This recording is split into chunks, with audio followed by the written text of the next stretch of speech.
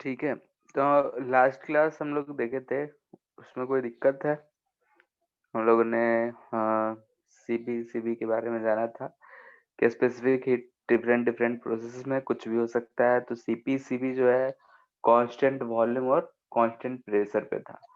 CP का value ज्यादा इसलिए आ रहा है क्योंकि जो भी हम हीट सप्लाई करते हैं वो दो चीजों में यूज हो रहा है, एक तो वर्क करने में और एक इंटरनल एनर्जी बढ़ाने में। इसलिए कांस्टेंट प्रेशर पे अगर हम हीट सप्लाई करते हैं तो हमको ज्यादा हीट देना पड़ता है सेम टेम्परेचर इंक्रीज करने के लिए। ठीक है, तो उससे रिलेटेड हम लोगों ने कुछ क्वेश्चंस देखे थे। अब मान लेते हैं कि जो हमारा गैस का मिक्सचर करे तो क्या होगा। ठीक है, यानी कि मिक्सचर के बारे में, गैसियस मिक्सचर।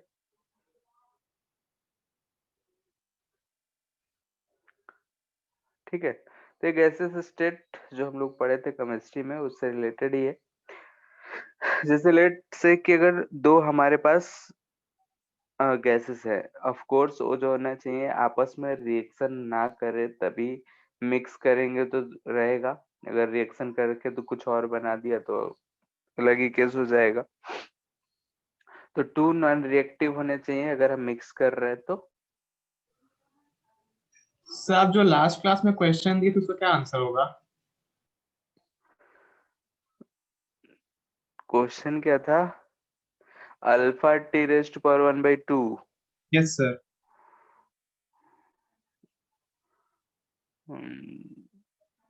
सी का वैल्यू शायद gamma +1 upon gamma -1 into r/2।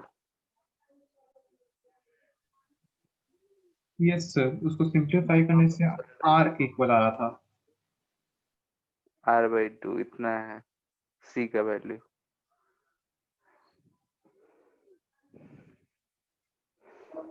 मेरा 2 आर आया।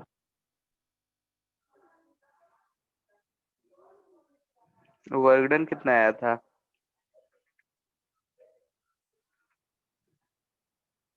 हम्म सर आर डेल्टा T/2। ठीक है, वर्क डन तो r∆t/2 है। और तो सी सर का वैल्यू आना चाहिए। मोनो एटॉमिक दिया हुआ हम्म है, तो गामा को 3 डाल दिया था। हाँ, तो सर F3 है ना जब सर गामा इधर? को, हाँ सर F3 है ना? F3 होगा, गामा 3 थोड़े होगा। Yes sir. हम्म, ठीक है, इसमें अच्छा, ठीक है, चेक कर लेना। वर्क डन आया है तो फिर उसको क्या कहते हैं, इंटरनल एनर्जी को एनसीबी डेल्टा टी रख के सॉल्व कर लेना था और क्या। गामा के टर्म में r/गामा-1 रख देते सीबी को। और सर जो अब ये यहाँ पे हम आ रहे हैं कि केटीजी अगर क्वेश्चन दो, जो दिए थे आपको, कौन? सर जो एक केटीजी वाला क्वेश्चन दिए थे।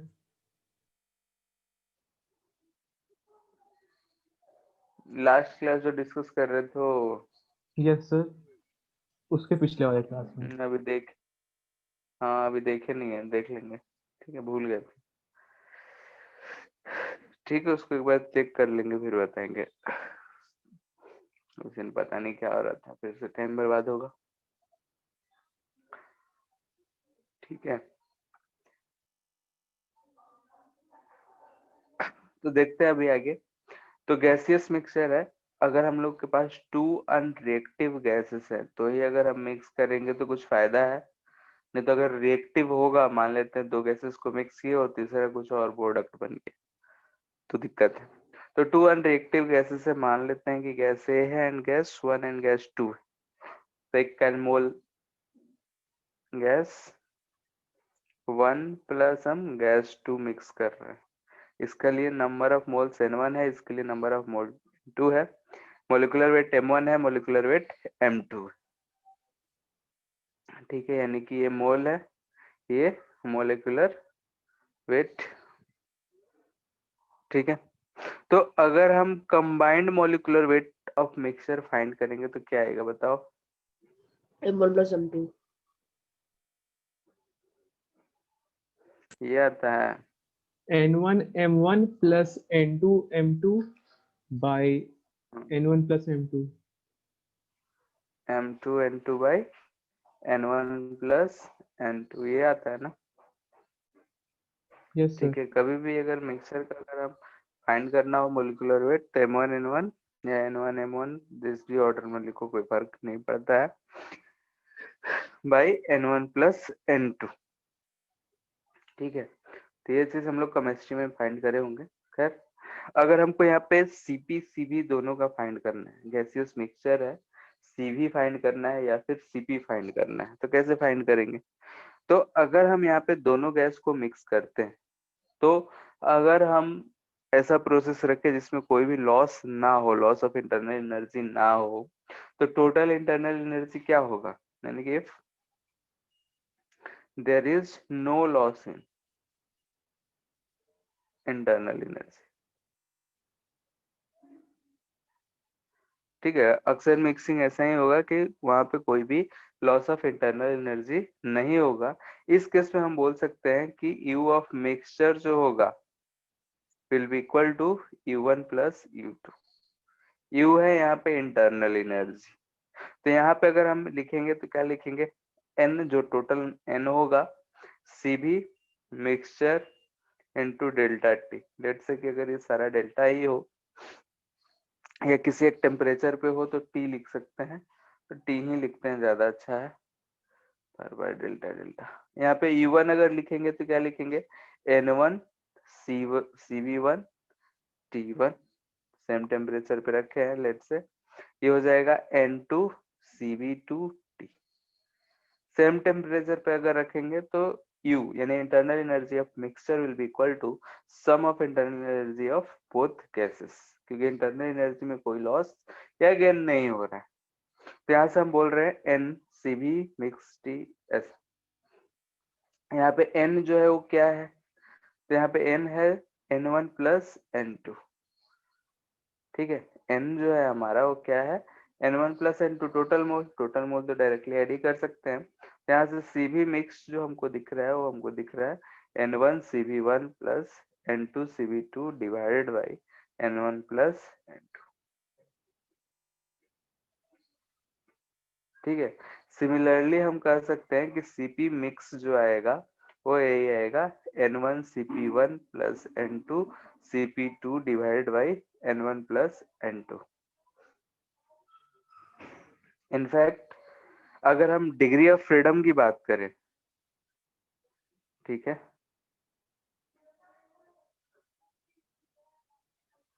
ऑफ मिक्सचर, यानी कि इफ अगर हमको मिक्स पता करना होगा मिक्सचर का डिग्री ऑफ फ्रीडम, तो लिखेंगे हम लोग N1 F1 plus N2 F2 divided by N1 plus N2। ठीक है, यानी अगर दो गैसेस मिक्स कर रहे हैं तो उसका डिग्री ऑफ फ्रीडम अगर हमको फाइंड करना होगा कि कंबाइंड डिग्री ऑफ फ्रीडम क्या होगा, तो N1 F1 plus N2 F2 by N1 plus F2, इससे हमको डिग्री ऑफ फ्रीडम मिल जाएगा। ठीक है, ऑल्सो सीवी मिक्स को अगर गामा के टर्म में लिखना चाहें तो कैसे लिख सकते हैं? ठीक है, यानी कि सीवी मिक्स जो हम लोग फाइंड कर रहे हैं उसको गामा के टर्म में, तो हमको मिला है यहाँ पे N1 plus N2 CV mixture equal to N1 CV1 plus N2 CV2। ठीक है, ऊपर वाला ही इक्वेशन लिखे हैं, नया कुछ नहीं है।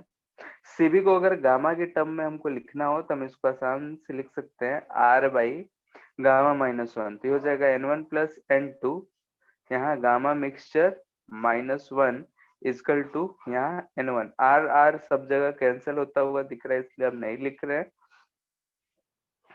Gamma two minus. ठीक है, यानी कि मिक्सचर का गामा अगर निकालना हो तो हम लोग इस फॉर्मूला से निकाल सकते हैं। दो अगर गैसेस को मिक्स करते हैं उसका अगर गामा निकालना हो, N1 N2 मोल अगर मिक्स करा गया है तो हम लोग इस फॉर्मूले से निकाल सकते हैं। ठीक है, तो कितना फॉर्मूला है इस चैप्टर में? फॉर्मूला का कमी नहीं है, बस इतना ही समझो। लेकिन बहुत सारा आया हुआ कुछ है फॉर्मूला लिंक का। है। हाँ, बहुत है। ठीक है, ये चैप्टर हो गया। हीट ट्रांसफर आएगा, उसमें भी हर एक थ्योरी फॉर्मूला ही है। ठीक है, क्वेश्चन भी फॉर्मूला बेस्ड ही रहते हैं, अप्लाई करने आना चाहिए बस। जो हम लोग मैकेनिक्स पढ़े हैं उसमें घुमा फिरा के इधर से ये कर रहे हो कर रहे हो, वैसा कुछ नहीं आएगा। कहेगा सिंपल सीधा साधा क्वेश्चन रहता है, बस अप्लाई करने आना चाहिए कब कौन सा फॉर्मूला हम लगाएंगे।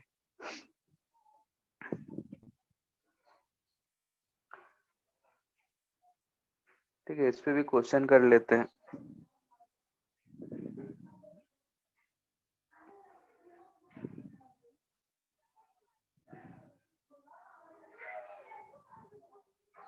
ठीक है, कह रहा है कि एक कंटेनर है, इसमें गैस A प्लस बी है। ठीक है, ए के लिए ए ने बोल रखा है कि 1 मोल है, और गामा जो है वो है 5/3। बी के लिए एन हमको पता नहीं है, गामा जो है वो है 7/5। ठीक है, एंड गामा मिक्सचर जो है वो है 19/13। ठीक है, तो हमसे वही पूछ रहा है कि मोल ऑफ बी क्या होगा।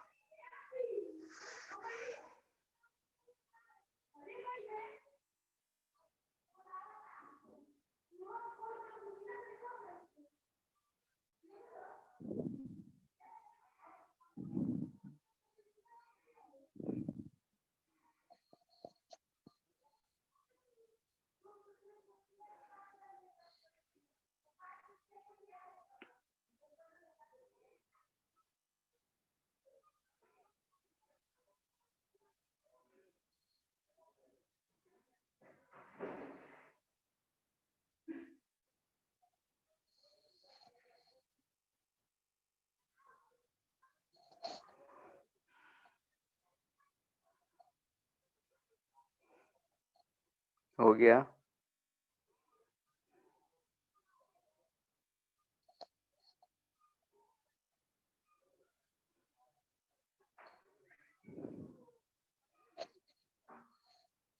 So 2. ठीक है, क्या करना था यहाँ पे, इसको हम लेट से कि एन बोल रहे हैं, तो n प्लस 1/, गामा -1 यानी 19/13 -1 इसकल टू लिख सकते थे 1/5/3 -1 प्लस n/7/5 -1। यहाँ से n का वैल्यू Yes, sir, सॉल्व 2. कर लेना, 2 आ जाएगा।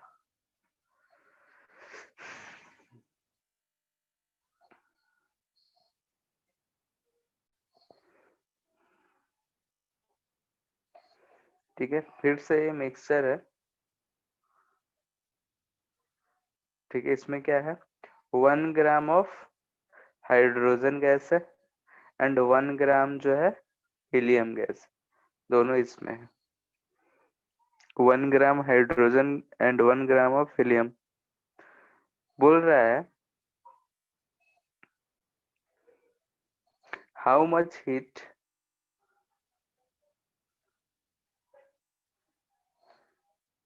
should be added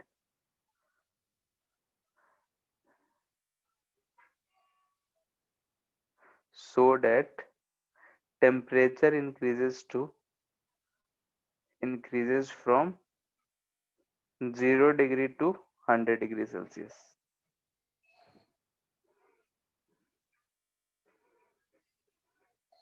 ठीक है, पहला at constant volume, second at constant pressure।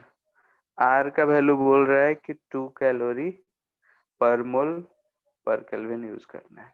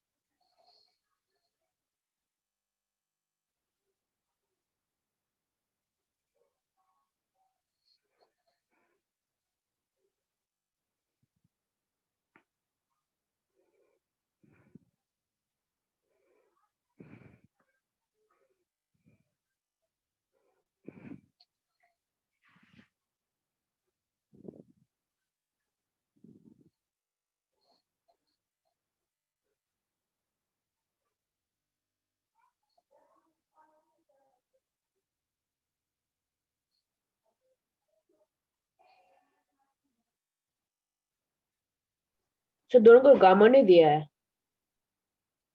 नहीं,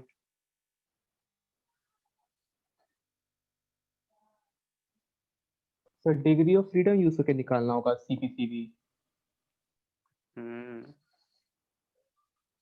यहाँ पे ये क्या है? डायटोमिक, डायटोमिक कौन सा है? डायटोमिक है, तो एफ कितना हो जाएगा बोलो? 5। तो 5। इसके लिए अगर हम सी एच ई बोल रहे हैं, सी भी ही है, ठीक है, सी भी एच ई बोल रहे हैं हाइड्रोजन के लिए, तो क्या आता है? एफ बाई टू आर, ठीक है, एफ बाई टू आर यानी कि कितना हो जाएगा? 5r/2। ये जो है हमको कैसा है? मोनोएटॉमिक। 3। तो इसके लिए सी भी एच ई क्या हो जाएगा? 3r/2। दोनों का मोल पता हो गया, सीवी पता चल गया, तो सीवी मिक्स पता कर लेंगे।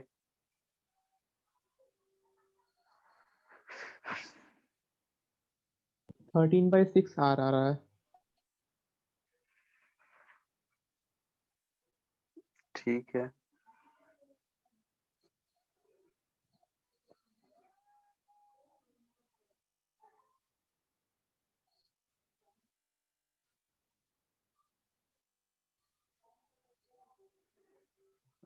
Two plus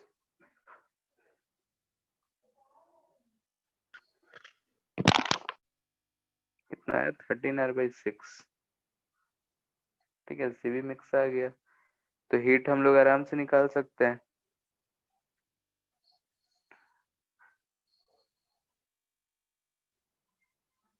325 calorie.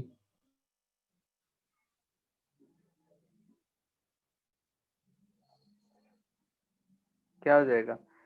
N1 plus N2 CV mix into delta T. Solve करके कितना आ रहा है? सो 325 कैलोरीज। 325 कैलोरी। ठीक है, ऐसे ही सीपी मिक्स फाइल पता कर सकते हैं, या फिर सर डायरेक्टली भी निकाल सकते हैं।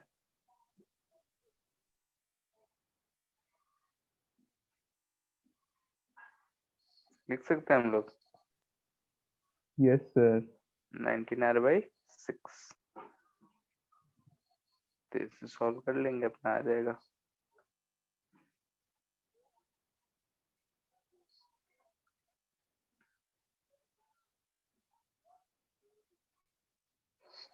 ये दे रखा है 475 कैलोरी, देख लो कितना आ रहा है।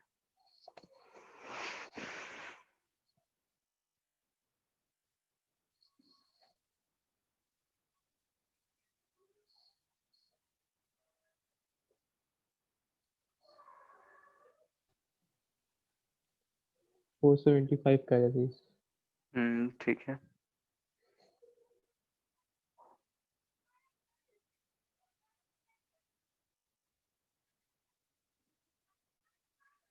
ठीक है। जो शुरू में हम लोग बोले थे कि डिफरेंट डिफरेंट प्रोसेसेस होगा, जैसे आइसोकोरिक, आइसोथर्मल, एडियाबैटिक, एडियाबैटिक। ठीक है। तो वही सब डिफरेंट डिफरेंट प्रोसेसेस को हम लोग इसमें देखते हैं कि कैसे क्या चेंजेस होंगे। तो हम लोग पहला देखते हैं आइसोकोरिक। आइसोकोरिक जो सिंपल सिंपल चीज है, इसको हम डायरेक्ट लिख रहे हैं। इसमें क्या होता है? पी कांस्टेंट होता है। अगर प्रोसेस की बात करें तो प्रोसेस तो इक्वेशन जो वी आएगा कॉन्सेंट हमारा, होता है। अच्छा, आइसोकोरिक भी कांस्टेंट होगा, ठीक है। इसको आइसोवॉल्यूमेट्रिक या फिर हम लोग आइसोमेट्रिक भी बोलते हैं, ठीक है, आइसोमेट्रिक प्रोसेस भी कांस्टेंट होगा। प्रोसेस इक्वेशन की अगर हम बात करें तो भी कांस्टेंट है, तो P directly proportional to T लिखते हैं। यहाँ पे P is equal to K T alpha T कुछ भी हो सकता है, ऐसा कोई बड़ी बात नहीं है। यहाँ से P1/T1 इजकल टू P2/T2 भी लिख सकते हैं, ठीक है। तो ये सब चीजें जो है जनरल बातें, हम लोग पहले ये सब देख चुके हैं। इसके बाद आता है इंडिकेटर डायग्राम।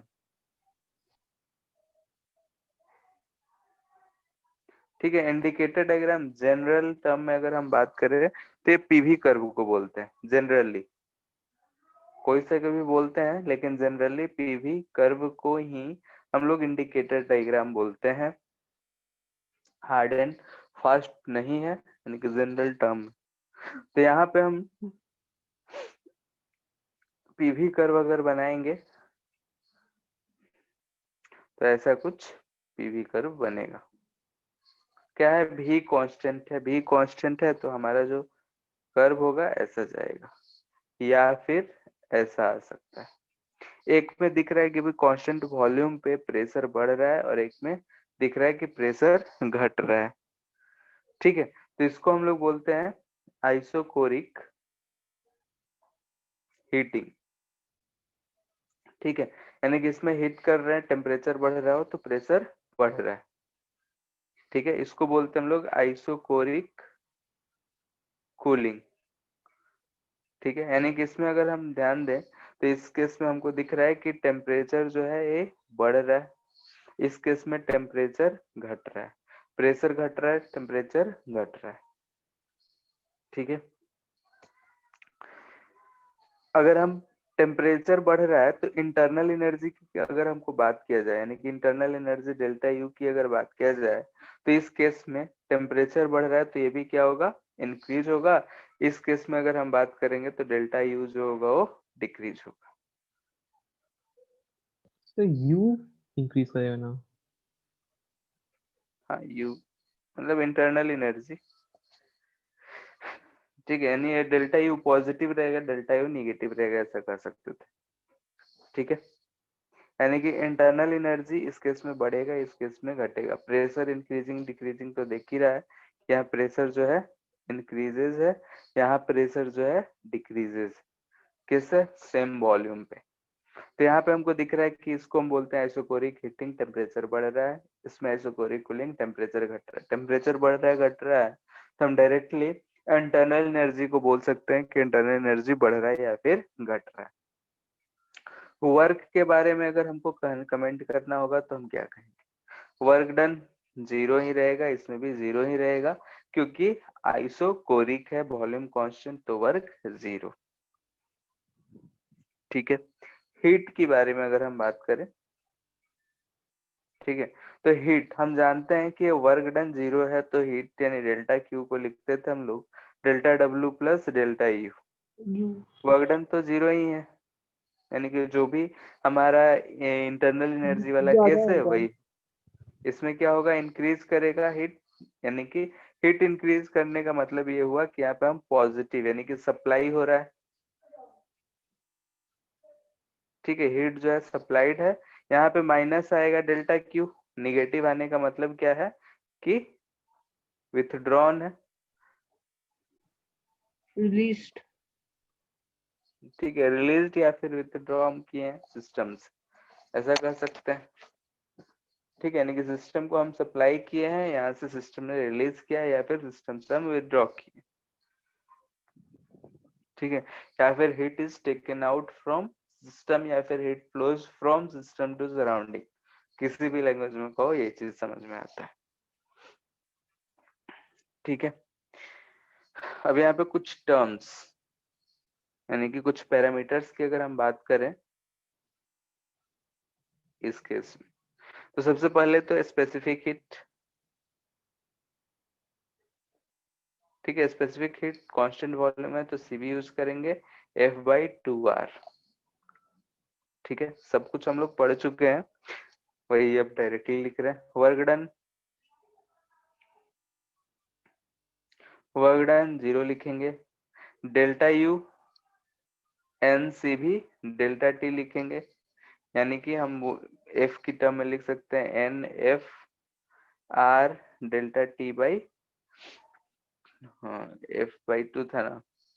ठीक है, ये यही चीज हो जाएगा हमारा डेल्टा क्यू के बराबर भी, ये चीज लिख सकते हैं। और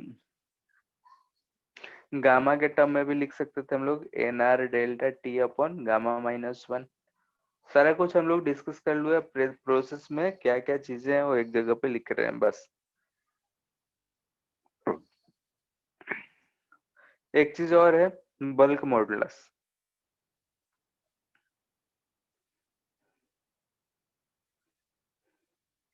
ऑफ इलास्टिसिटी। अगर इस प्रोसेस में गैस का बल्क मॉडुलस ऑफ इलास्टिसिटी, जिसको हम लोग बीटा से लिखते थे, तो क्या लिखेंगे? तो बीटा इक्वल टू होता था minus P by delta V by V. ठीक है, v अगर हमारे पास कांस्टेंट है, यानी कि डेल्टा v जो होगा वो 0 होगा। यानी कि हियर हम बोल सकते हैं कि v इक्वल टू कांस्टेंट है, यानी कि दिस इंप्लाइज दैट कि dv जो होगा वो 0 होगा। dv 0 होगा, यानी कि बीटा जो होगा वो इन्फिनिटी होगा। ठीक है, यानी कि इस प्रोसेस में गैस के लिए अगर बल्क मॉडुलस की बात करें तो इन्फिनाइट होगा। सर क्लियर एक है? एरिया वाला मॉडुलस था, उसका क्या नाम था? किसका? मॉडुलस ऑफ रिजिडिटी, ईटा ही ना। सर एक यही बल्क तो पढ़े मॉडुलस थे, था, एक यंग्स मॉडुलस था, एक और तीसरा कौन सा था? वही तो मॉडुलस ऑफ रिजिडिटी ईटा को बोलते थे हम लोग। सर, जो थीटा अपॉन आता था। हाँ, मॉडुलस ऑफ रिजिडिटी बोलते हैं उसको। अच्छा, तो भूल गए थे।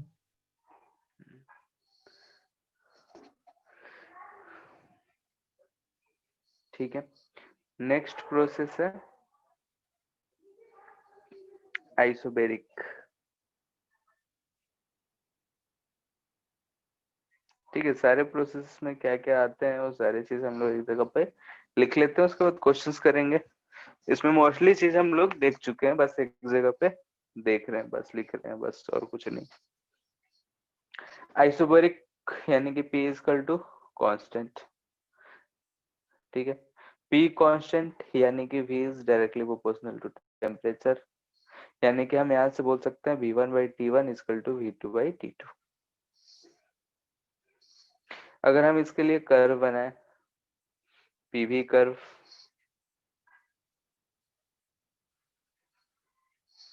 P कांस्टेंट है, यानी कि ऐसा हो सकता है या फिर ऐसा हो सकता है। यहाँ पे अगर हम ध्यान से देखें तो वॉल्यूम बढ़ रहा है, वॉल्यूम बढ़ रहा है, तो हम लोग इसको बोलते हैं आइसोबेरिक हीटिंग या एक्सपेंशन हो रहा है।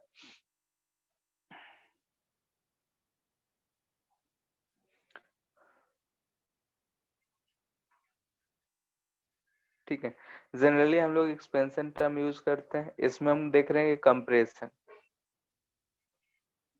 या फिर बोल सकते हैं आइसोकोरिक आइसोबेरिक कूलिंग। ठीक है, लेकिन वॉल्यूम का है तो वॉल्यूम बढ़ रहा है घट रहा है, तो हम लोग डायरेक्टली कंप्रेशन या फिर एक्सपेंशन टर्म ही इसके लिए यूज ज्यादा करते हैं। यहाँ पे अगर हम ध्यान से देखें तो टेम्परेचर जो होगा हमारा क्या हो रहा है, हीटिंग है,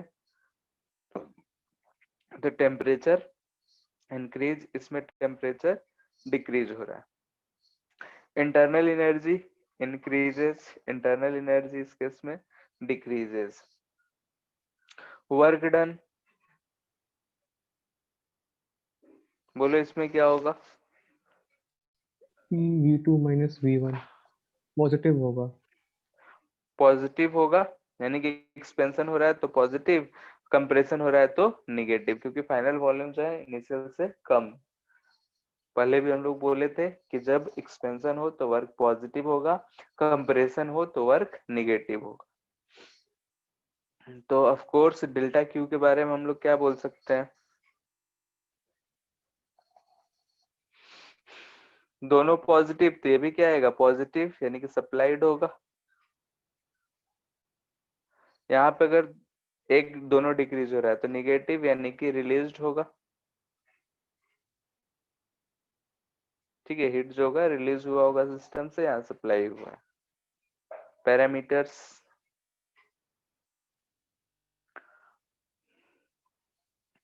वही सी की बात करेंगे तो यहाँ सीपी यूज करेंगे।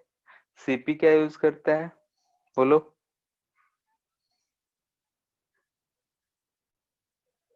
यही होगा, या फिर CP equal to CB plus R भी यूज करते हैं। सेकेंड, वर्क डन क्या आएगा इस केस में, बोलो?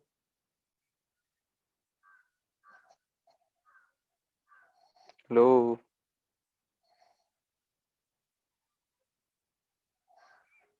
क्या हेलो, सर? वर्क डन क्या आएगा इस केस में? कांस्टेंट प्रेशर का केस है।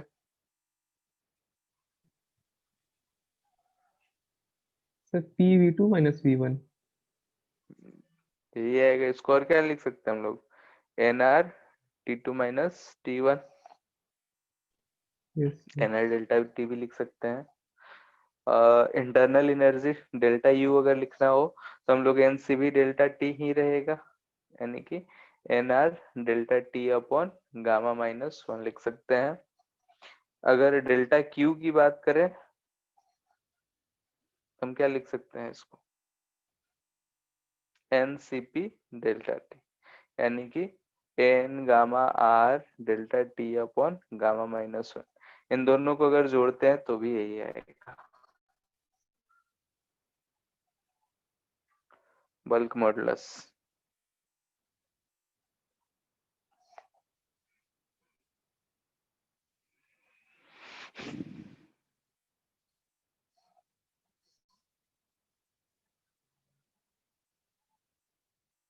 बोलो इसका क्या हो जाएगा?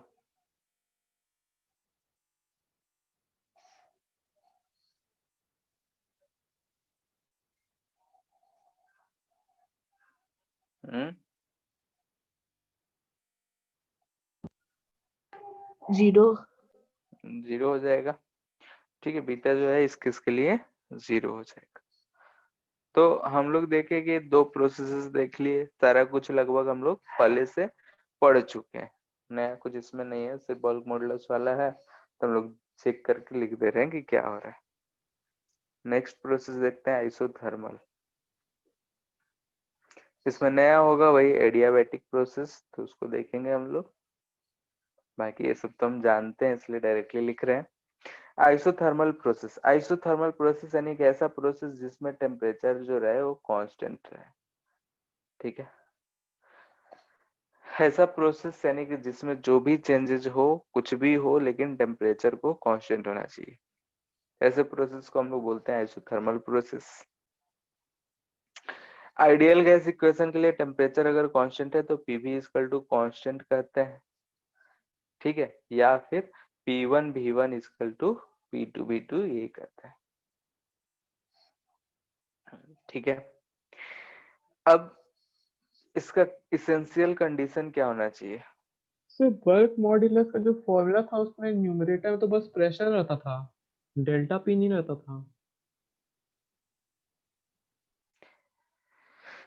प्रेशर रहता है, लेकिन जैसे चेंज के लिए हम लोग डेल्टा पी लिखते हैं, जैसे बल्क मॉडुलस उस केस में हम लोग क्या लगाते थे, चारों ओर से जो प्रेशर लगा रहे हैं, लेकिन गैसेस है तो गैसेस में जब हम लगाते हैं तो प्रेशर भी क्या होगा, सेम नहीं रह जाता।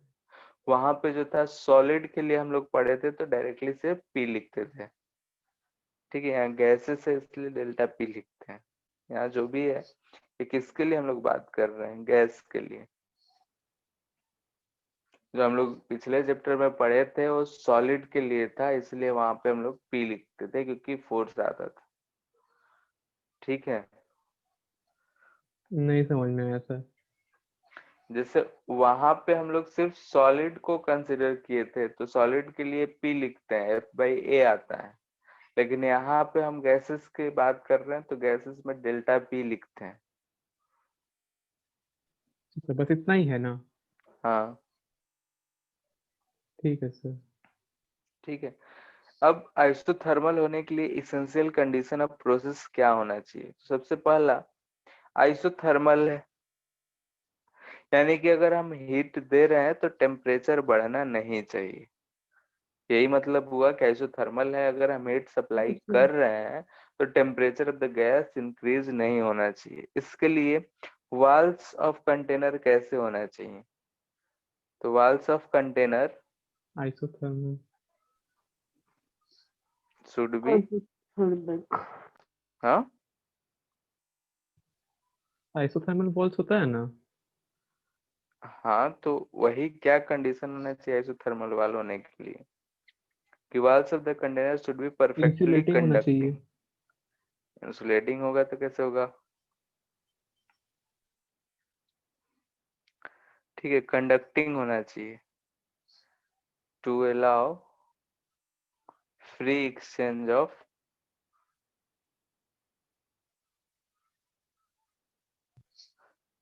हीट।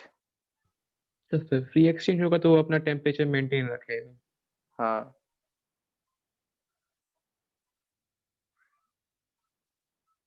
ठीक है, यानी कि जो वाल होने चाहिए वो परफेक्टली कंडक्टिंग होना चाहिए ताकि जो भी हम हीट दे वो एटमॉस्फेयर को दे दे। तो क्या होगा कि उसका जो टेम्परेचर रहेगा वो कांस्टेंट रहेगा। और क्या हो सकता है? ऐसा होने के लिए प्रोसेस क्या होना चाहिए, फास्ट या स्लो? बोलो। स्लो। स्लो होना चाहिए, क्योंकि उतना टाइम हमको सफिशिएंट टाइम देना पड़ेगा ताकि हीट एक्सचेंज हो सके। तुरंत तो हीट एक्सचेंज होता नहीं है। ऐसा तो होता नहीं है कि हम चूल्हे पे कुछ भी रखे और गर्म हो जाए। टाइम लगता है हीट होने में, यानी कि हीट एक्सचेंज होने में कुछ समय लगता है। तो हमको सफिशिएंट टाइम देना पड़ेगा कि हीट जो है, यानी जो हम गैस को दिए उस सराउंडिंग को ट्रांसफर होने के लिए। तो स्लो प्रोसेस होगा तो हम धीरे धीरे जो हीट दे रहे हैं वो धीरे धीरे सराउंडिंग को चलता जा रहा है और टेम्परेचर कांस्टेंट रहेगा। तो process should be slow.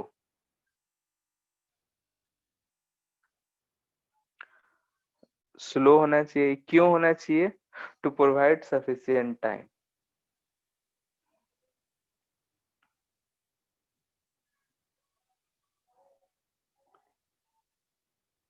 To exchange heat.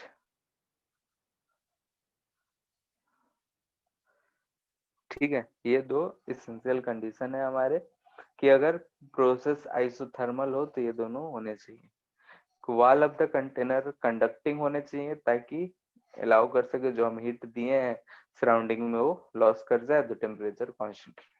दूसरा कि प्रोसेस बहुत ही स्लो होना चाहिए, यानी कि जो टाइम लगे, यानी कि अगर हम बहुत तेजी से हीट कर दिए और वो उतना हीट लूज नहीं कर पाया तो टेम्परेचर बढ़ जाएगा। तो स्लो प्रोसेस होना चाहिए। ठीक है, इसके बाद देखते हैं indicator diagram.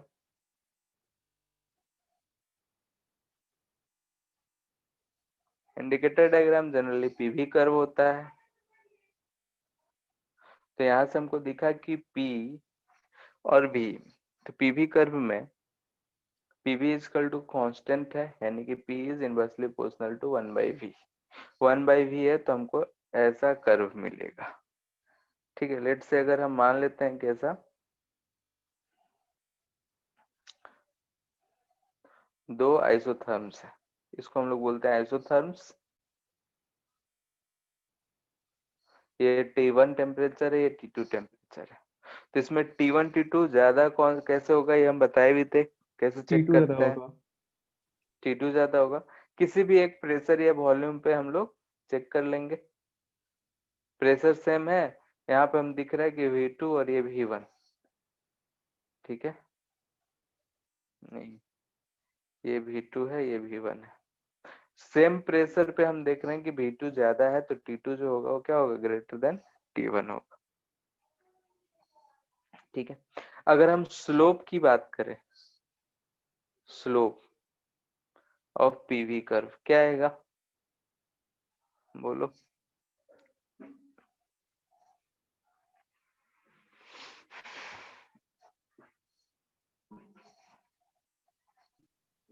Sir nRT ln V।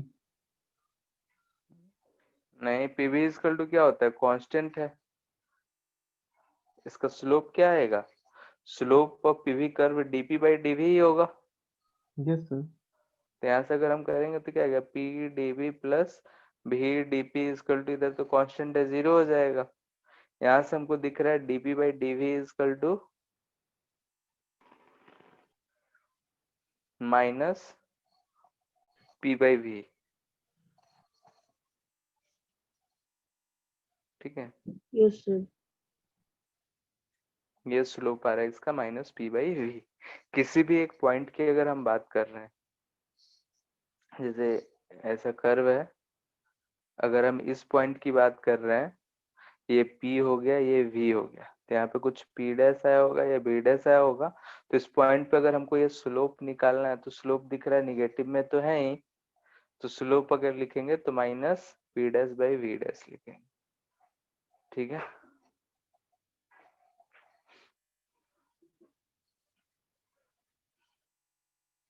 Parameters की अगर हम बात करें, पहला C की बात करें तो कितना आएगा बोलो, स्पेसिफिक हिट।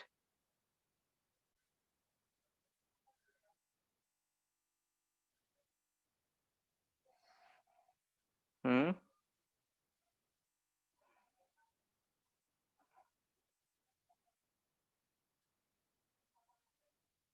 बोलो। सर 0। इनफाइनाइट ना, यस सर। टेम्परेचर कांस्टेंट है, हम कितना भी हीट देंगे टेम्परेचर बढ़ेगा। डिफिनीशन क्या है सी की, कि हमको 1 यूनिट टेम्परेचर बढ़ाने के लिए कितने हीट देना पड़ेगा 1 मोल गैस के लिए। तो 1 मोल गैस है, लेट से हम उसको इनफाइनाइट हीट देंगे तब भी टेम्परेचर नहीं बढ़ रहा है, तो सी का वैल्यू क्या होगा, इनफाइनाइट। वर्क डन की अगर हम बात करते हैं तो वर्क डन जो होगा वो क्या आएगा, nRT V2 बाई V1, या फिर nRT ln B1 by B2। ठीक है, अगर एक्सपेंशन हो रहा है तो वर्क डन पॉजिटिव, कंप्रेशन हो रहा है तो वर्क डन नेगेटिव। क्लियर है, ये सब चीजें हम लोग देख चुके थे। ये इसका बात करते हैं, इंटरनल एनर्जी डेल्टा यू कितना आएगा बताओ।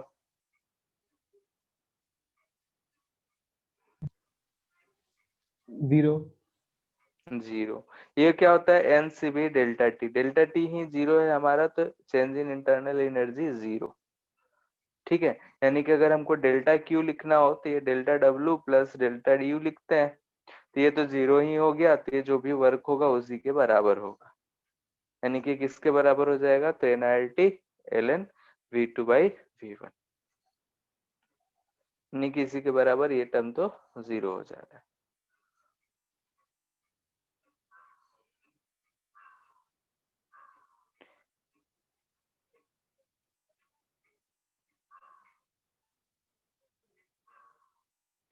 ठीक है, आइसोथर्मल इलास्टिसिटी।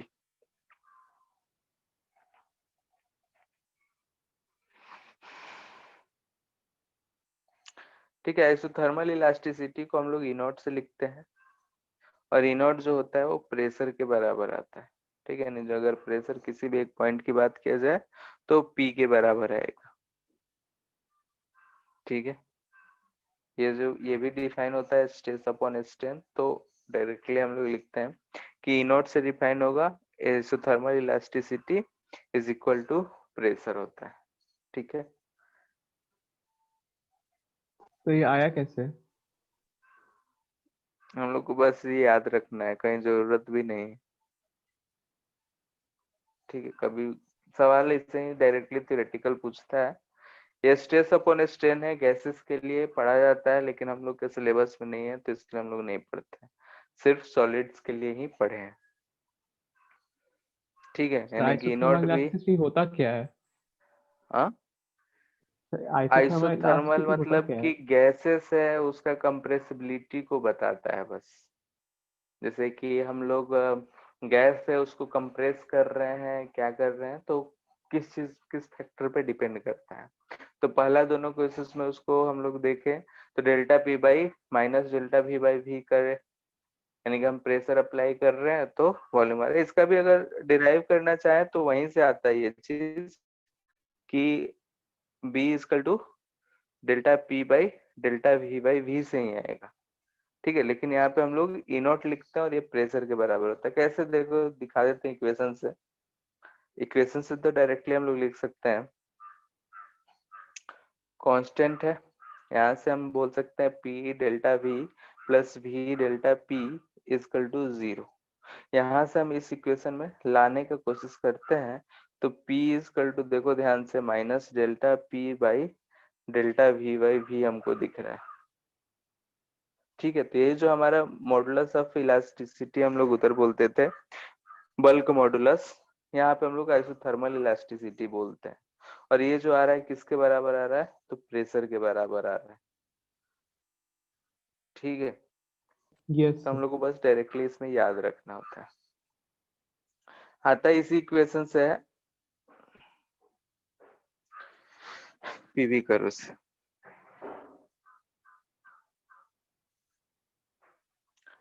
इसके बाद और कुछ रह गया,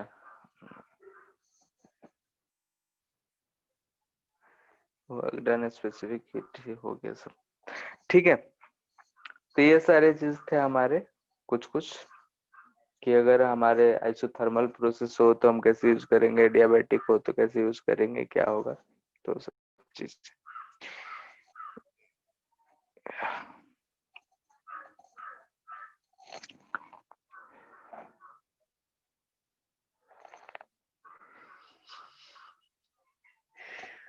किसी भी बेस्ट एक क्वेश्चन देते हैं, सॉल्व करो।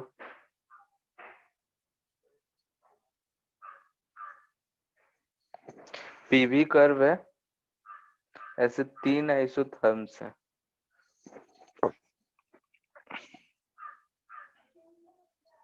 इसको T1, T2, T3 बोल रखा है। प्रोसेस जो है ऐसा है,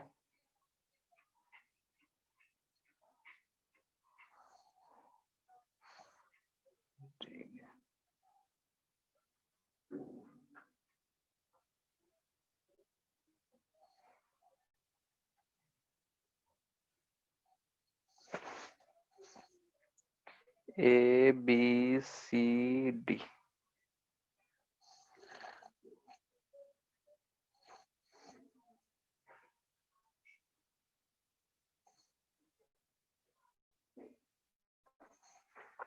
ठीक है, ऐसा एक प्रोसेस दे रखा है, पीवी कर्व है, ये चीज दे रखा है। अब जो वैल्यूज है वो हम इधर लिख देते हैं। T1 जो है वो है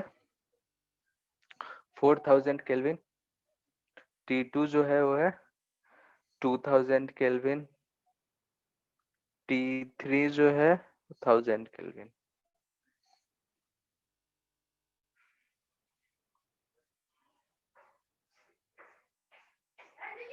ठीक है, 1 mole mono atomic ideal gas है। ठीक है, taken from A B C D. ठीक है, ए से डी तक ले जाया जा रहा है। हमको वही पता करना है कि हर प्रोसेस में कि ए से अगर हम बी जा रहे हैं तो डेल्टा यू कितना हुआ, वर्क डन कितना हुआ, एंड हीट कितना हुआ। ठीक है, बी से सी जा रहे हैं तो क्या होगा, सी से डी जा रहे हैं तो क्या होगा, फिर डी से ए जाएंगे तो क्या होगा। Clear question? यानी कि हर प्रोसेस में internal energy, work done and heat find करना है।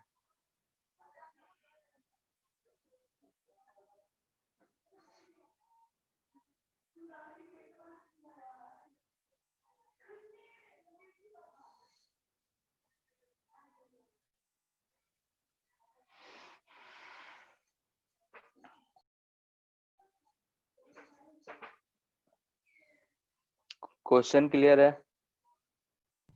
Yes sir.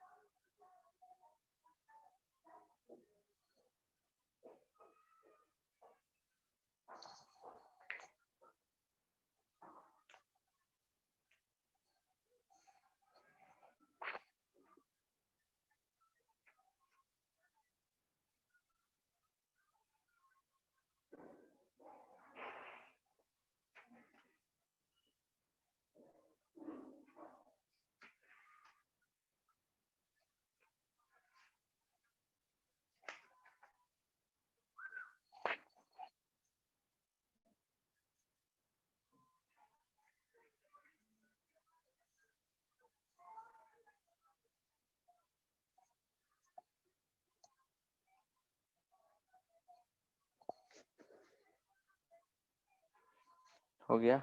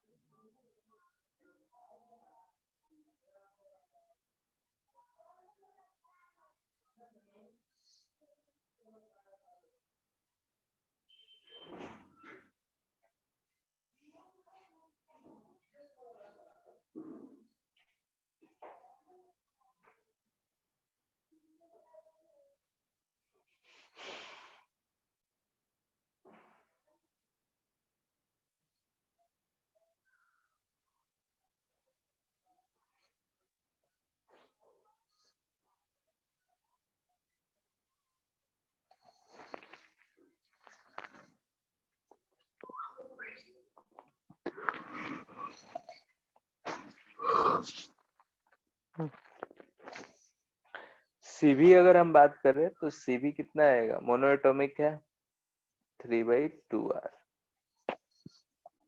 डेल्टा यू अगर बात करते हैं फर्स्ट प्रोसेस, ये तो एनसीबी डेल्टा टी ही होगा। N1 है सीबी 3/2r डेल्टा टी। ए का टेम्परेचर कितना होगा बताओ? क्या सर? 1.A का टेम्परेचर 2000 केल्विन। T2 के बराबर। बी का टेम्परेचर 4000 1000। केल्विन। हाँ 4000। तो तो एनसीबी इसमें डेल्टा टी। एफ हाँ दिया हुआ है, तो फिर एफ वाला फॉर्मूला यूज कर लेते हैं। अब यहाँ पे सीबी को डायरेक्टली 3/2r नहीं लिख सकते हैं। सर ये भी कर सकते हैं। एन तो 1 है ही, तो कितना यस हो सर। जाएगा 3/2r इंटू 2000 से 4000 जा रहा है ना, यस सर 2000 होगा। 2000 हो जाएगा। ते आ जा रहा है 3000 r, पॉजिटिव में आ रहा है। Yes sir.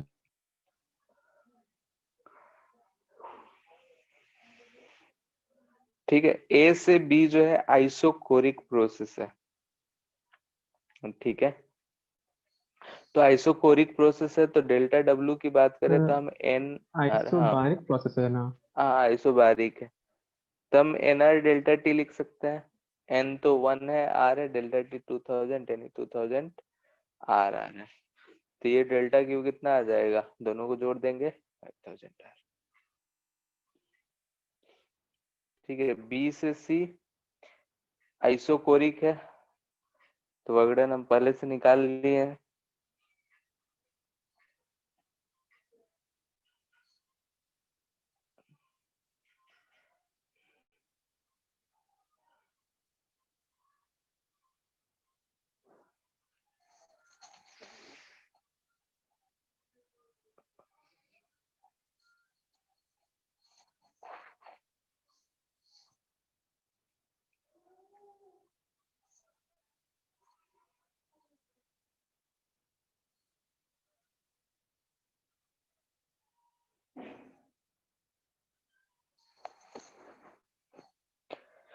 बी से सी जा रहा है तो चेंज इन टेम्परेचर सेम है, लेकिन अब टेम्परेचर घट रहा है तो -3000 आर, वर्क डन 0। तो डेल्टा क्यू जो है डेल्टा यू के बराबर ही होगा, तो हमको जरूरत ही नहीं। सी से D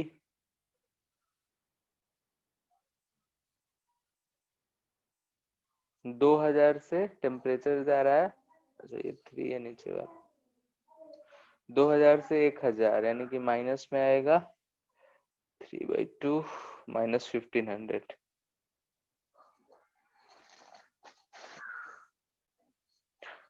work done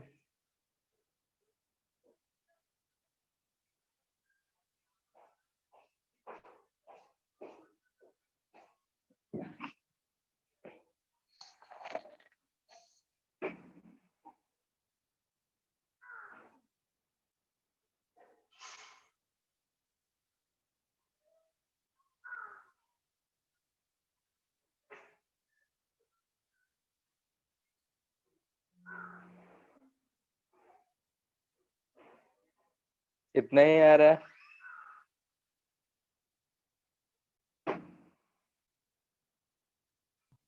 yes sir. बोलो। डेल्टा डब्ल्यू आ जा रहा है हमारा 1000 R एंड डेल्टा क्यू कितना आ जा रहा है टोटल, अगर हम पता करें तो 1000 ही आएगा। 1000 ही आएगा। ठीक है, यहाँ से हमको क्या सीखने को मिल रहा है कि साइक्लिक प्रोसेस जहां से आए वहीं पे आ गए, तो चेंज इन इंटरनल एनर्जी 0, ये स्टेट फंक्शन है, लेकिन ये दोनों जो है पाथ फंक्शन है। ठीक है, इसको आगे भी देखेंगे। खैर, तो ऐसे से अगर सवाल रहे तो हमको प्रोसेस के हिसाब से फाइंड कर लेना होगा।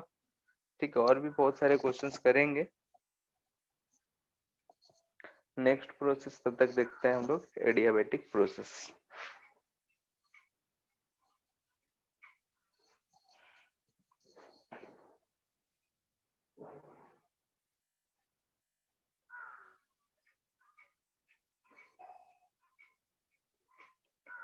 ठीक है, एडियाबैटिक प्रोसेस ऐसा प्रोसेस है जिसमें हीट का एक्सचेंज नहीं होता है, यानी कि process in which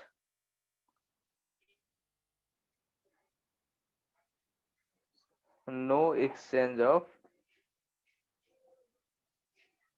heat take place.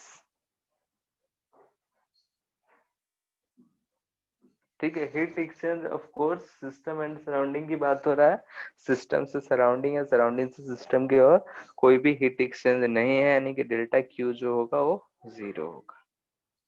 ठीक है, ऐसा प्रोसेस जिसमें डेल्टा क्यू 0 हो, उस प्रोसेस को हम लोग बोलते हैं एडियाबैटिक प्रोसेस। ठीक है, यानी कि ना तो हम बाहर से कोई हीट उसको देंगे, ना ही वो हीट जो है उससे कुछ रिलीज होगा। इसके लिए इसेंशियल कंडीशंस क्या होने चाहिए? Insulating walls. हाँ, पहले वाल्स कैसे होने चाहिए? Insulating, perfectly insulating. ठीक है, परफेक्टली इंसुलेटिंग होने चाहिए, ताकि कोई भी हीट एक्सचेंज टेक नहीं कर पाए। सिस्टम का जो स्लो या फास्ट की बात करें तो कैसा प्रोसेस होना चाहिए? वेरी फास्ट प्रोसेस होना चाहिए। Yes sir. ठीक है, फास्ट प्रोसेस।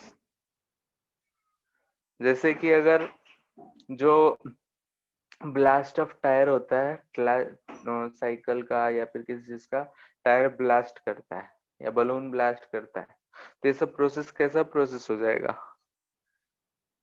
सडनली पूरा एक्सपेंड हो गया, गैसेस जो भी थे बैलून में भरा हुआ था, बैलून जैसे ही ब्लास्ट हुआ और सारा का सारा एटमॉस्फेयर में तुरंत से फैल गया, तो वो सब जो प्रोसेस होता है वो सब एडियाबैटिक प्रोसेस होता है।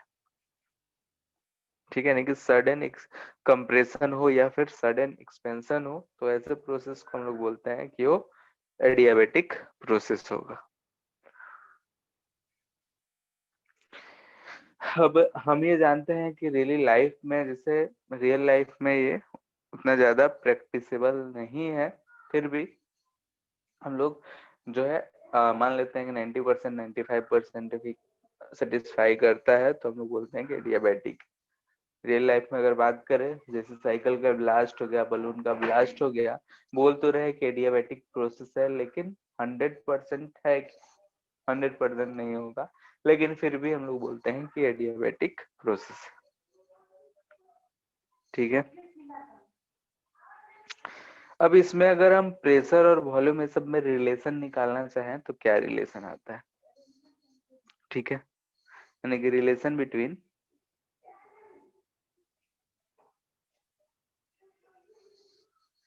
Pressure and volume.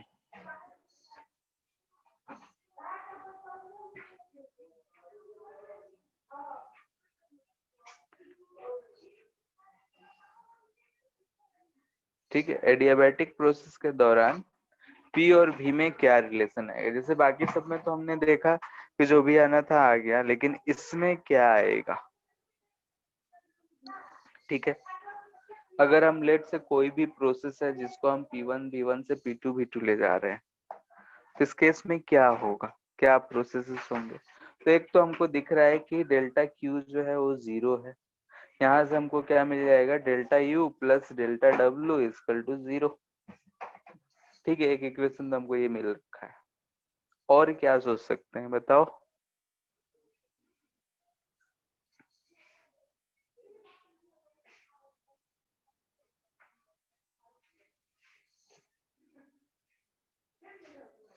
बोलो।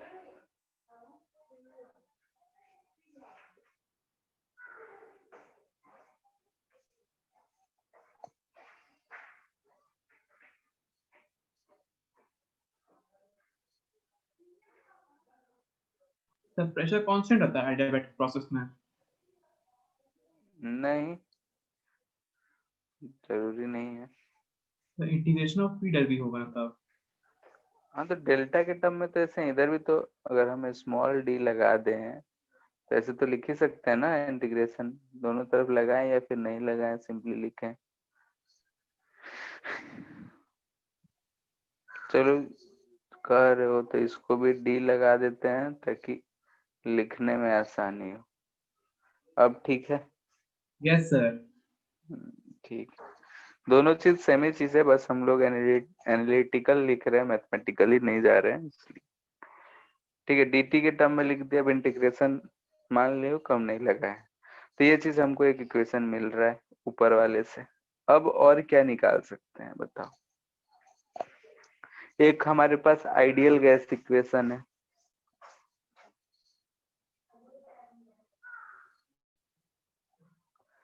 ये एक हमारे पास इक्वेशन है, PV इक्वल टू nRT। अब अगर हम इस इक्वेशन से ऊपर वाले इक्वेशन में दोनों में अगर हम रिलेशन चाहते हैं तो कैसे निकालेंगे? डिफरेंशिएट करेंगे विद रिस्पेक्ट टू टेम्परेचर। ठीक है, तो इसको अगर हम डिफरेंशिएट करेंगे तो P dV plus V dP equal to nRDT लिख सकते हैं। Yes sir. ठीक है, अब यहाँ से हमको PV में रिलेशन चाहिए, यानी कि n और dt को रिप्लेस करना पड़ेगा। तो यहाँ से हमको दिख रहा है कि n dt equal to n dt कितना आ जाएगा, P by R dV plus V by R dP। इसको उठा के इक्वेशन 1 में पुट कर देते हैं और सॉल्व करो क्या आता है।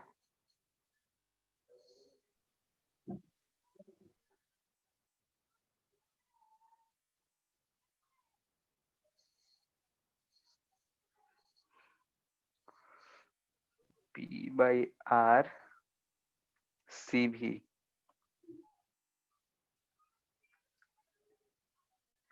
dV V by R CV dP। ठीक है, plus P dV equal to 0, यही आ रहा है। Yes sir.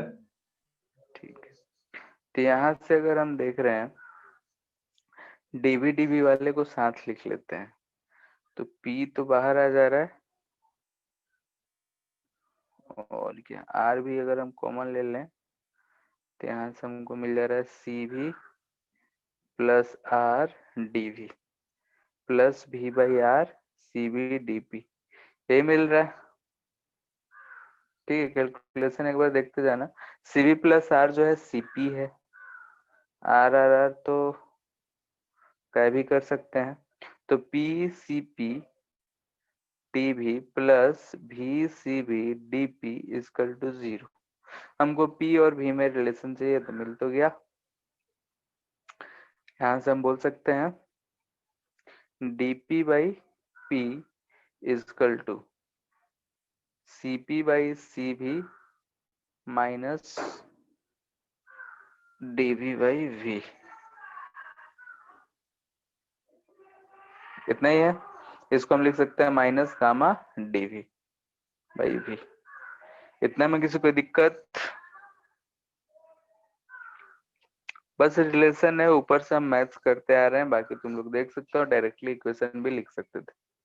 यहाँ से अब हमको सिंपल सा दिख रहा है, दोनों तरफ अब हम इंटीग्रल साइन लगा दे रहे हैं।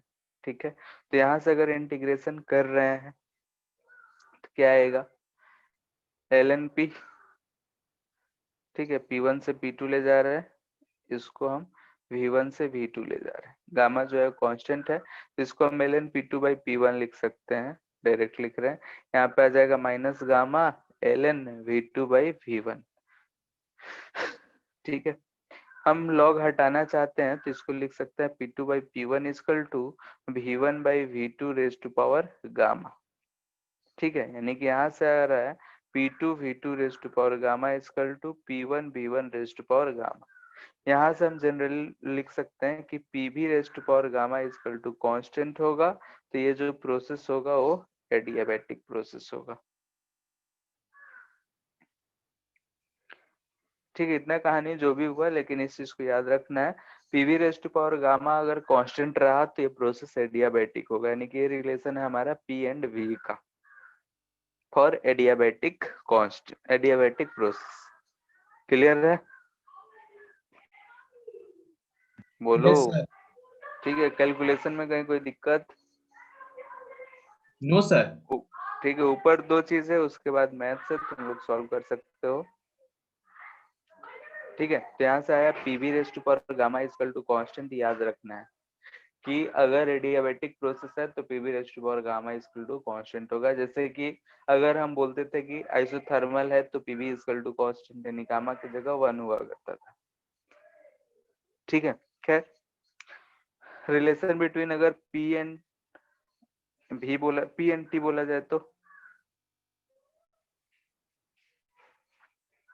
b एंड t, चलो क्या होगा, इसी को यूज करके बताओ।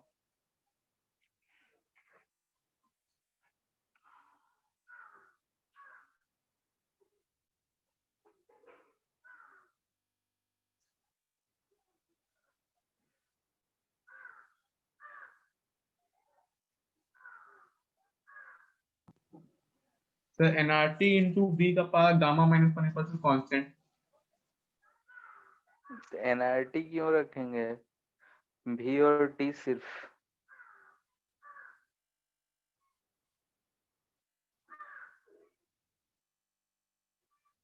यही होगा। तो यहाँ से nr बाई टी, अगर t को इधर लाते हैं तो ये हो जाएगा t minus 1 v raise to power 1 minus gamma is equal to nr by K, जो कि कांस्टेंट है। ठीक है, तो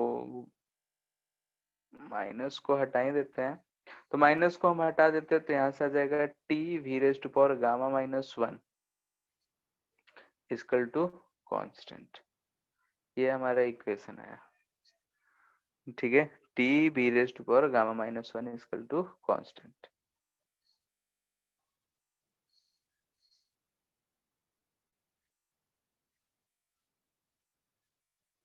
p and t, similarly p and t का अगर फाइंड करते हैं तो क्या आएगा बताओ, डायरेक्ट लिख देते हैं हम, फिर सॉल्व करो। तो उसी में v की जगह p डाल देंगे। हाँ, b की जगह p डाल देंगे, तो ये आता है हमारा t raise to power gamma p raise to power 1 minus gamma is equal to constant. ठीक है, एक भी याद रहेगा तो बाकी डिराइव कर सकते हो, इसमें कोई बड़ी बात नहीं है। फिर भी इजकल टू एनआरटी यूज करके हम लोग यूज कर लेंगे। तो इसके लिए ये आता है T raise to power gamma into P raise to power 1 minus gamma is equal to constant. T भी raise to power gamma minus 1 is equal to constant, उस पे पी भी raise to power gamma is equal to constant.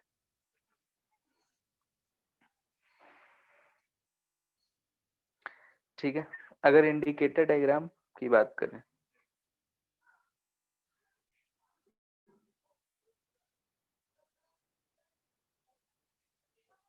Indicator diagram यानी PV, इधर P इधर भी, P भी raise to power gamma is equal to constant है, कैसा कर्व जाएगा बताओ,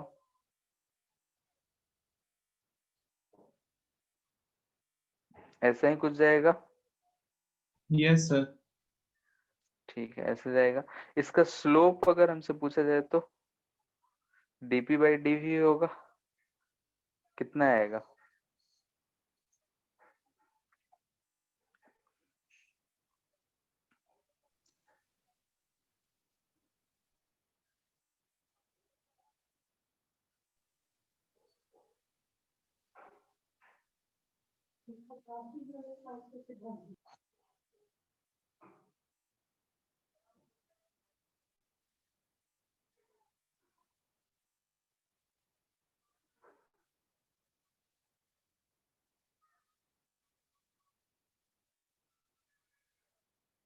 इतना ही आ रहा है, minus gamma p by v।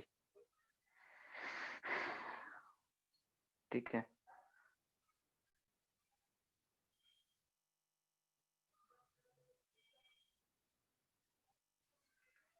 Clear है? Yes sir. Work done. ठीक है, स्लोप फाइंड इसलिए करवाए हैं, उसका आगे काम है। वर्क डन क्या होगा?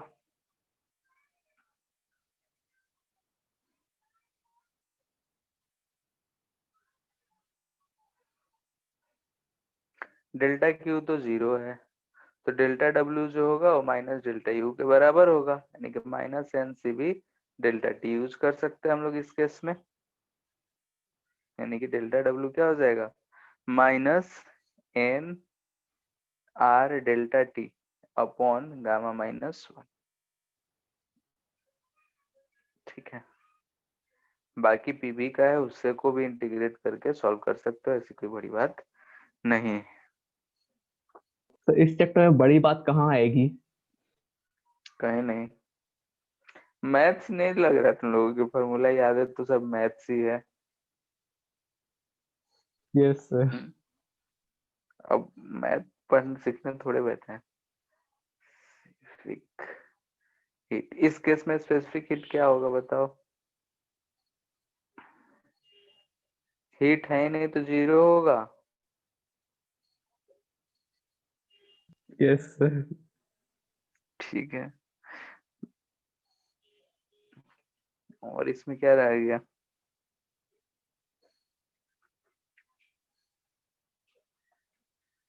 वही एडियाबैटिक इलास्टिसिटी।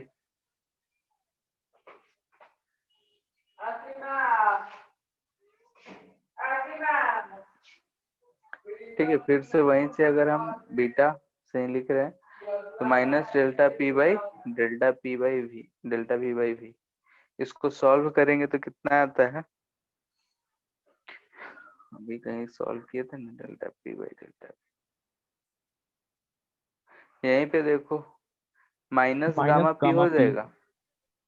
ठीक है, तो जाएगा माइनस गामा पी के बराबर।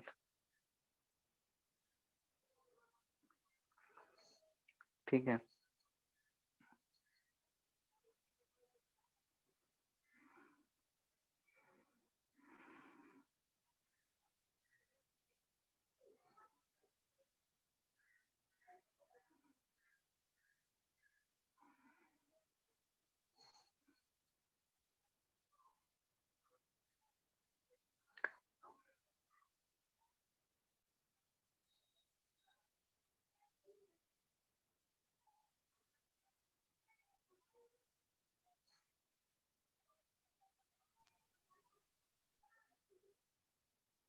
ठीक है। आइसोथर्म्स और एडियाबैटिक कर्व में हमारा जो दोनों ग्राफ था वो ऐसा ही था।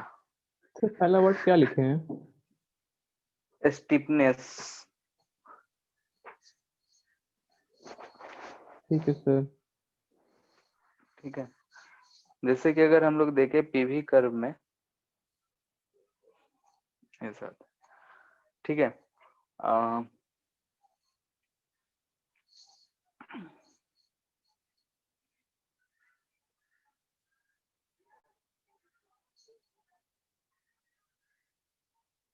जैसे तुम लोग कर्व बनाओ तो y is equal to 1/x, y is equal to 1/x square, y is equal to 1/x cube, y is equal to 1/x to power 1/2। कैसे जाएगा बताओ?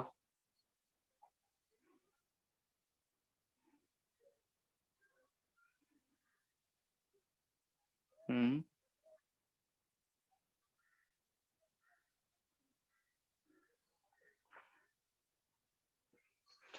1 पे तो सारा एक ही जगह रहेगा। ठीक है, लेट से कि ये 1 है, ये x होता, ये y होता, ये 1 है, तो ये भी 1 ही आता। ठीक है, अब हम 1/x² की बात कर रहे हैं, और x² अगर 1 से छोटा होता तो क्या ये ऐसा वैल्यू आता? 1 से ज्यादा पे छोटा हो जाता? बोलो।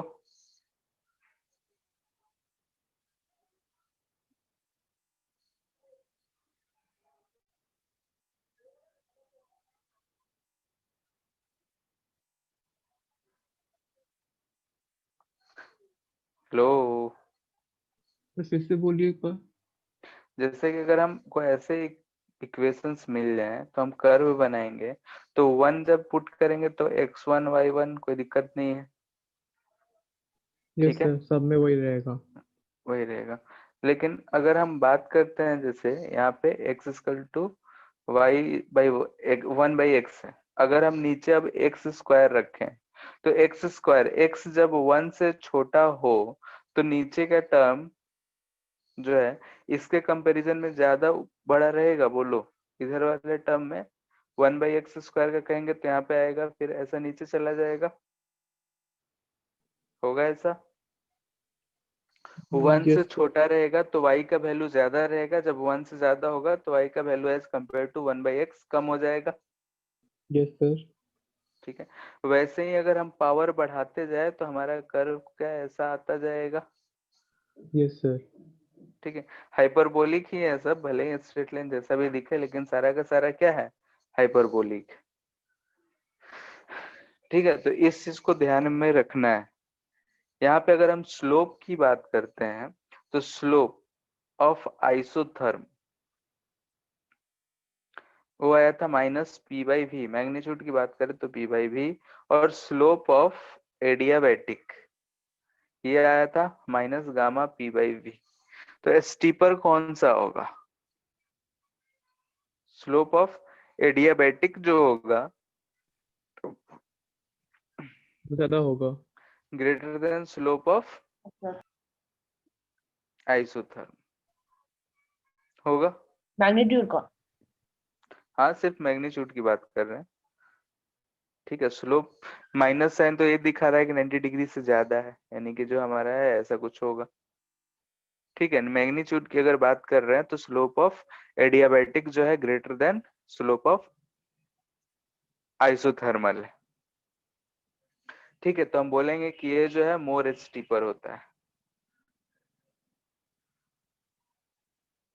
ठीक है, यानी कि एडियाबैटिक जो होगा वो कैसा होगा, मोर स्टीपर होगा। अब यहाँ पे सवाल उठता है कि अगर हमारे पास ऐसे कुछ कर्व दे दिए जाए, ठीक है, ऊपर वाला जो हम लोग कर्व बनाए उसी को रिलेट करके हम लोग यहाँ से देखेंगे, पीवी कर्व ही है।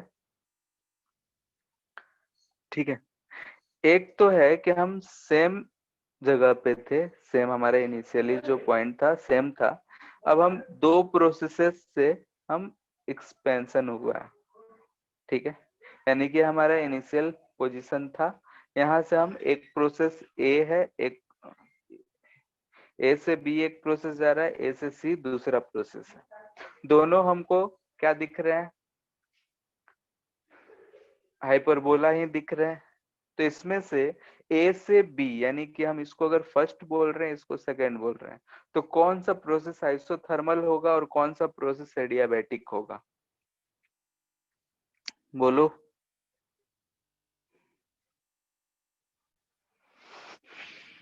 ए से सी आइसोथर्मल। ठीक है, ऊपर अगर हम देखें जिसका पावर ज्यादा है वो नीचे की तरफ आ रहा है, यानी कि यहाँ से अगर एक पॉइंट से नीचे की तरफ ऐसे जा रहे हैं तो, और हम जानते हैं गामा आ रहा है, तो ए से सी जो होगा, यानी कि प्रोसेस 2 जो होगा ये कैसा होगा, एडियाबैटिक ना होगा, और ये कैसा होगा, आइसोथर्मल।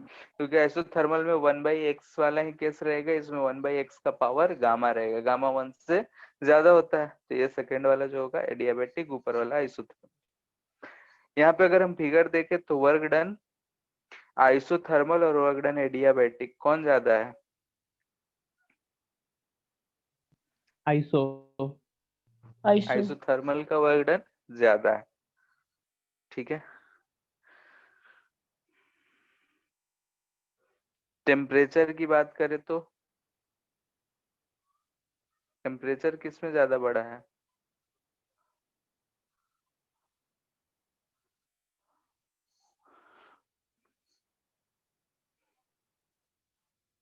सर आइसोथर्मल में तो कांस्टेंट है टेम्परेचर, हम्म तो एडियाबैटिक में ही बढ़ रहा होगा।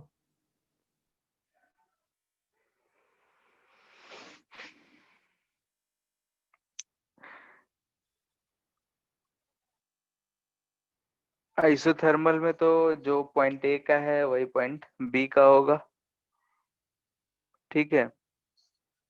और एडियाबैटिक का कम टेम्परेचर होगा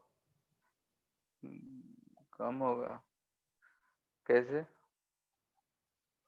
तो क्योंकि वहां वॉल्यूमिक पे जो लाइन खींचे है उसको वॉल्यूम को कांस्टेंट कर दे रहा है। हाँ तो वॉल्यूम, हाँ सेम कांस्टेंट वॉल्यूम तक जा रहे हैं, वर्क डन कम है तो इसका टेम्परेचर क्या होगा? कम होगा। एडियाबैटिक में क्या हो जाएगा? कम जाएगा, क्योंकि वर्क डन कम हो रहा है, डेल्टा टी कम आया होगा। वैसे ही अगर हम देखें, हो सकता है ऐसा दे, कंप्रेशन का केस दे, ठीक है। एक ही पॉइंट से जा रहे हैं, दो केसेस है, सेम कंप्रेशन है, यानी कि V1 से लेट से V2 जा रहा है। इस केस में कौन सा 1 2 है? 1 क्या है, 2 क्या है? 1 एडियाबैटिक है, 2 आइसोथर्मल है। ठीक है, 1 क्या है? एडियाबैटिक। 2 क्या हो जाएगा? आइसोथर्मल। इस केस में वर्क डन बाई आइसो और वर्क डन बाई एडियाबैटिक की अगर बात करें तो कौन सा ज्यादा है? एडी ज्यादा रहेगा इसमें। एडियाबैटिक, ठीक है। यानी कि यहाँ पे हो रहा है एक्सपेंशन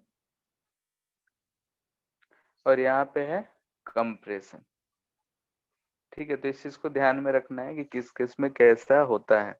यहाँ पे एडियाबैटिक वाला नीचे है, यहाँ पे एडियाबैटिक वाला ऊपर है, तो इसमें कंफ्यूजन नहीं होना है, बहुत जगह पे ऐसे क्वेश्चंस दिए जाएंगे, ठीक है। तो ये था हमारा एडियाबैटिक प्रोसेस। नेक्स्ट क्लास में हम लोग इससे रिलेटेड बहुत सारे क्वेश्चंस करेंगे। इनफैक्ट नेक्स्ट क्लास में हम लोग का मोस्टली क्वेश्चन ही होगा, जैसे, और उसमें थोड़े थोड़े जो कंसेप्ट है जैसे polytropic process, cyclic, non cyclic, तो सब क्वेश्चन से ही हम लोग कर लेंगे, ठीक है। रो खत्म होगा तो फिर वही थर्मोडायनेमिक्स का सेकंड लॉ के स्टेटमेंट्स क्या है, और कार्नोट इंजन। सेकंड लॉ में हम लोग को सिर्फ कार्नोट इंजन ही पढ़ने हैं, तो वही चीज पढ़ेंगे। तो नेक्स्ट क्लास के बाद और 2 लेक्चर इसमें लगेगा, यानी 3 लेक्चर टोटल। तो enthalpy entropy gives free energy है फिजिक्स में? नहीं। ये सब प्योर केमिस्ट्री का टर्म है। हाँ, सिर्फ हम लोग को सेकेंड लॉ में ये कार्नोट इंजन ही पढ़ना है और कुछ नहीं। एंट्रोपी क्या है, एंथैल्पी क्या है, वो सब कुछ नहीं। ठीक है, फिर आज के लिए इतना ही। अच्छा एक चीज और, वेडनेसडे को फ्री हो? तो आज क्या है? अच्छा आज वेडनेसडे, ये बोल रहे हैं, क्या बोलते हैं, 25 दिसंबर को यस सर। छुट्टी है ना? Yes sir. उस दिन कभी क्लास रख लेते हैं। रख लीजिए। ठीक है, कितने बजे? हम्म तो इसी टाइम में रखिएगा। ठीक है, तो इसी टाइम पे ही कर लेंगे, 1:30 से ही। 1:30 से 3। ठीक है, ठीक है फिर। Thank you sir. Thank you sir. Thank you to.